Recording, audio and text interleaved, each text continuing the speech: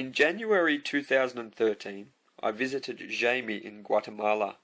She was 10 years old and had 3 sisters.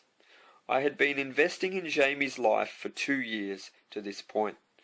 I was very happy to hear that all the other kids were jealous of her because of all the letters and pictures she received. Not in a prideful way, of course. It just vindicated the efforts I made to write all my kids once a month, because the letters are so important in encouraging the child that someone loves them and they are special and valued. I felt a tiny tear to my heart come when Yeymi said that she considered me to be like her father.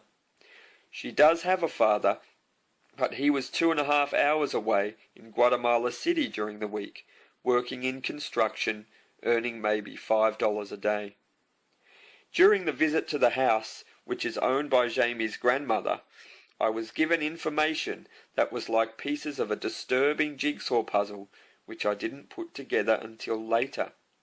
They have 3 rooms in their house which are used as bedrooms. They have some uncles that sleep in one room. All 4 sisters sleep in another room, in the one bed. They have a 3rd room which they call the guest room.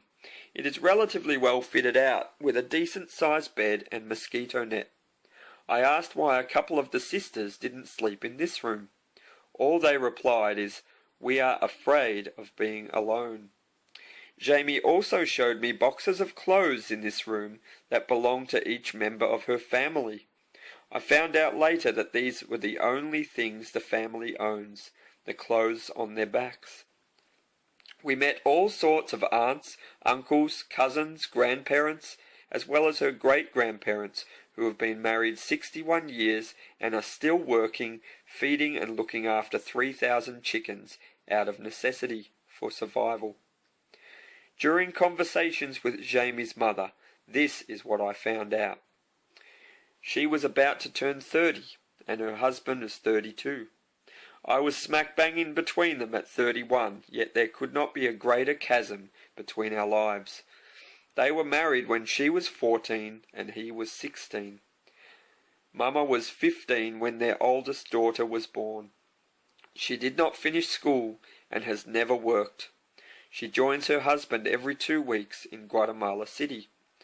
Meanwhile, 4 girls are without their father for 5 days of the week and without their mother for every 2nd week, being looked after by their grandmother with no male figure to protect them. I started joining dots, but didn't want to jump to any conclusions. The comments about the uncles, me being like Yeymi's father, and the girls being afraid of being alone were starting to make sense, and it left a bitter taste in my mouth. However, worse was to come.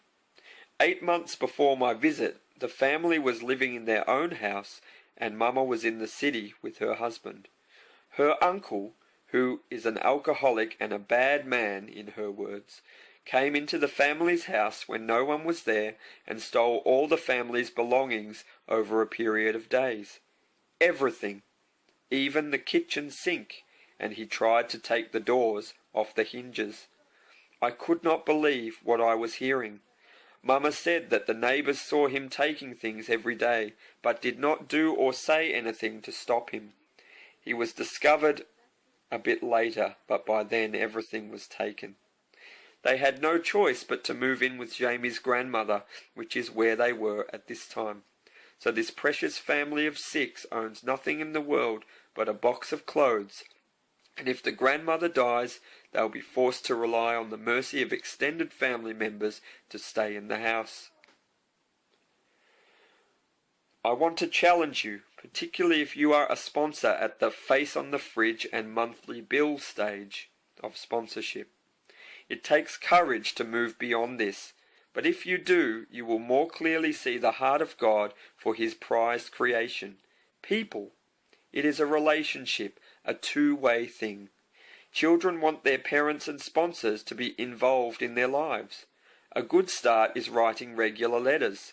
Your children need to hear from you, even the smallest thing. In many cases, you are like a parent to them and are the only positive person in their life. The danger of deliberately staying ignorant and disconnected from your sponsor child's reality is that you can become comfortable that you're doing a good thing and leave it at that. It can become about you. The one thing I can tell you after visiting so many of my sponsored kids is that in my own strength, I alone am completely inadequate for the job of releasing children from poverty in Jesus' name. It is God alone who can release them and give them joy, hope, freedom, and an opportunity to dream despite their circumstances.